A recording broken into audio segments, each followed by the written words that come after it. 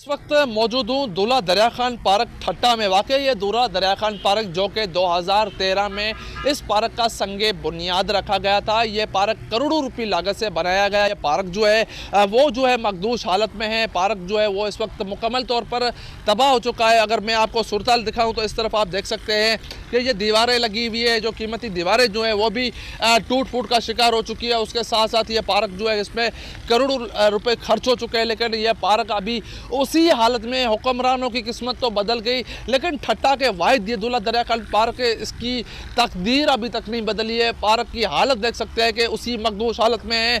शहरियों के लिए सैर व तफरी के लिए वाहिद ये एक बड़ा ठट्टा में ये पार्क बनाया गया था, जो मुकम्मल तौर पर तबाह हो गए थे। कीमती जानवरों के छोटे बड़े मुजस्मे रखे गए थे, वो भी टूट फूट का शिकार हो चुके हैं। कीमती दरख्त हैं, इस वक्त आप देख सकते हैं कि ये कीमती दरख्त लगे पड़े हैं। बारिश होती है तो दरख्तों को पानी मिलता है, नहीं तो साल के 12 महीना जो ये दरख्त ऐसे ही सूखे रहते, जिसकी वजह से ये पार्क मुकम्मल तौर पर तबाही के देहानी पर जा पहुंचा है। करोड़ों रुपए की लागत से बनने वाला यह पार्क जो अब तक ये बेहतर ना हो सका है।